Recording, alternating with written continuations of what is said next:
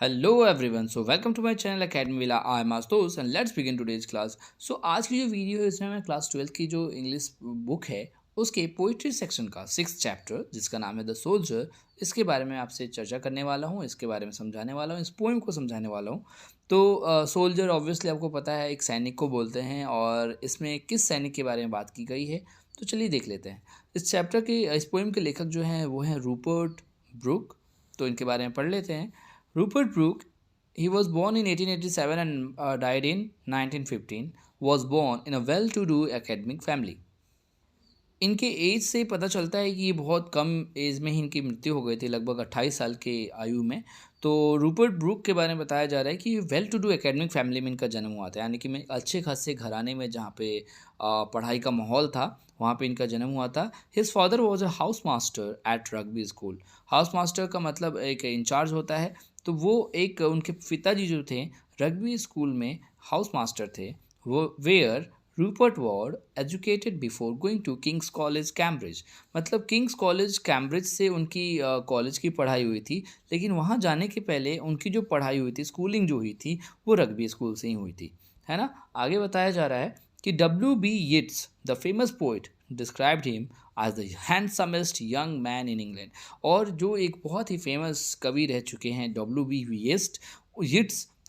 Yeats, sorry, तो उन्होंने भी अपने बहुत सारी रचनाओं में उनको डिस्क्राइब किया है, किसे, इस रूपर्ट ब्रूक को, कि वो इंग्लैंड के सबसे हैंडसम युवा थे। He assumed a symbolic role that eventually turn into the myth of a young and beautiful fallen warrior. मतलब इस लाइन के जरिए बताया जा रहा है ना कि ये जो थे ये बहुत बड़े अच्छे योद्धा भी थे, है ना। तो उनको एक सिंबॉलिक रोल मिला, बहुत अच्छा रोल अदा किया था उन्होंने। That eventually turn into myth, यानी कि मिथ मतलब कहानियों में इनको तब्दील कर दिया कि एक यंग योद्धा था जो कि एक तरीके से बहुत अच्छे तरीके से उसने लड़ाई लड़ी थी। ब्यूटीफुल फॉलन वॉरियर मतलब योद्धा के रूप में उनको दर्शाया जा रहा है। He died of septicemia, sorry, it's septicemia. He died of septicemia on April 23, 1915. उनकी मृत्यु हो जाती है 23 अप्रैल 1915 को एक बीमारी की वजह से जिसका नाम है सेप्टिसीमिया। और इसमें क्या होता है कि ब्लड में इन्फेक्शन हो जाता है ना, तो उस वजह से इनकी मृत्यु हो जाती है। Of the island of Lemnos in the Aegean on his way to a battle at Gallipoli. जब वो लड़ाई करने के लिए, युद्ध करने के लिए गैवीपोली जा रहे थे, है ना, तो एजिन के लेमनोस आइलैंड पे, है ना, उनकी मृत्यु हो जाती है because of this septicaemia. Brooke is remembered as a war poet. Brooke को एक योद्धा कवि के नाम से याद किया जाता है। Who inspired patriotism in the early phase of the first world war. इन्होंने मतलब बाकी जो सैनिक थे, जो सोल्जर्स थे, उनके अंदर देशभक्ति की भावना जगा दी थी in the early phase of first world war, यानी कि पहला विश्व युद्ध हुआ था उसके पहले ही चरण में उन्होंने ये सब चीज़ें की थी। तो his reputation chiefly rests on 5 war sonnets, of which The Soldier is undoubtedly the best and the most anthologized। कहा जा रहा है कि उन्होंने सॉनेट्स लिखे थे, मतलब ऑब्वियसली पोएट हैं तो सॉनेट तो लिखेंगे, यानी 14 लाइन का जो पैराग्राफ होता है उसको सॉनेट बोलते हैं। उन्होंने ऑलरेडी 5 वॉर सॉनेट लिखे थे, है ना, युद्ध के ऊपर सॉनेट्स लिखे थे। उसमें से एक जो है ये जो सोल्जर, ये बहुत फेमस था, है ना, बेस्ट था उनका, इसलिए इसके ऊपर हम चर्चा करने वाले हैं। तो चलिए देख लेते हैं इसमें इन्होंने क्या कहा है। If I should die think only this for me, this of me, है ना। कहा जा रहा है अगर मैं मरता हूँ तो मेरे बारे में बस इतना ही सोचना, that there is some corner of a foreign field that is for ever England. कह रहे हैं कि अगर मैं मान लो युद्ध में लड़ते हुए मर जाता हूँ, मर जाऊँगा, तो हो सकता है ना कि मैं दूसरी ज़मीन पे, है ना, फॉरेन लैंड यानी कि विदेशी ज़मीन, सरजमीन पे मैं मर गया, और उस ज़मीन पे जितनी दूर में मैं फैला हुआ हूँ, एक तरीके से कह लो मैं मरा हुआ गिरा पड़ा हुआ हूँगा, तो वो ज़मीन इंग्लैंड की हो जाएगी। That is for ever England, वो हमेशा के लिए वो ज़मीन जो है इंग्लैंड की हो जाएगी। ऐसा क्यों कहते हैं? There shall be in that rich earth a richer dust concealed. Conceal का मतलब होता है दफन हो जाना।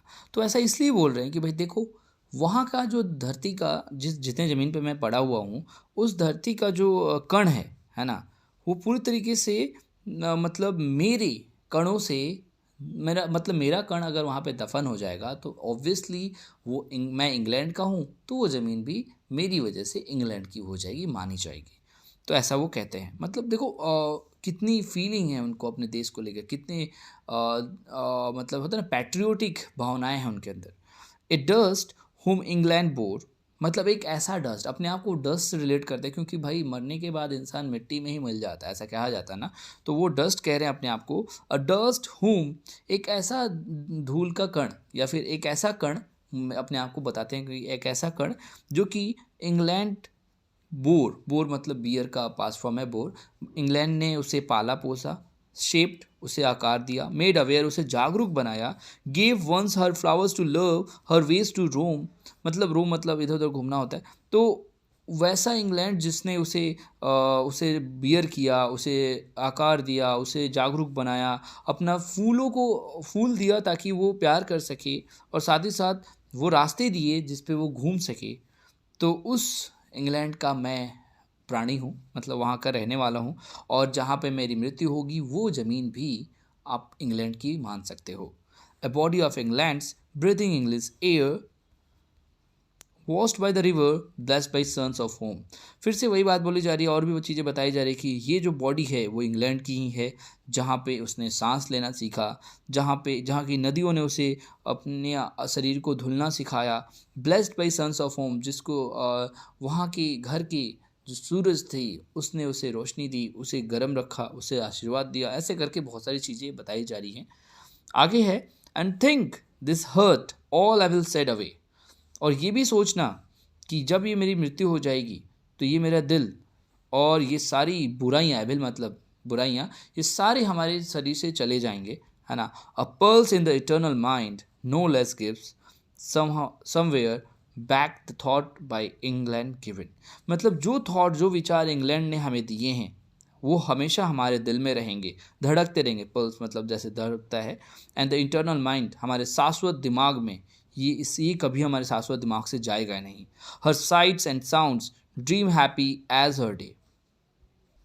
यहाँ पे एक चीज़ की चर्चा की गई है, जैसे लास्ट में लिख रहा है ना इंग्लिश हेवन, तो ये पैराग्राफ के भी यहाँ पे मैं बताता हूँ कि her sights and sounds dreams happy as her day. कहा जा रहा है कि वहाँ के जो दृश्य हैं, वहाँ के जो मधुर चीज आवाज़ें थी, है ना, वो सब चीज़ मैं वहाँ पे जीऊँगा। कहाँ पे? इंग्लिश हेवन में जीऊँगा।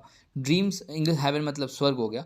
Dreams happy as her day, वहाँ के जो दिन होते थे जैसे बहुत ही खुशनुमा दिन होते थे, वैसे ही मैं वहाँ पे भी बैठ के जीऊँगा इस दिन को, है ना, जब स्वर्ग को प्राप्त हो जाऊँगा। एंड लाफ्टर, जो हंसी ठिठोली जो हुआ करती थी मेरे इंग्लैंड में, वो सारी चीज़ें भी मैं वहाँ पे फील करूँगा। Learn to friends and gentleness, है ना, मतलब ये कह रहे हैं कि जो खुशहाली मैंने अपने दोस्तों से सीखी, लर्न टू फ्रेंड्स, है ना, एंड जेंटलनेस, जो कि विनम्रता थी, वो सारी चीज़ें मैं फील करूँगा, एक्सपीरियंस करूँगा वहीं बैठे हुए इंग्लैंड के स्वर्ग में।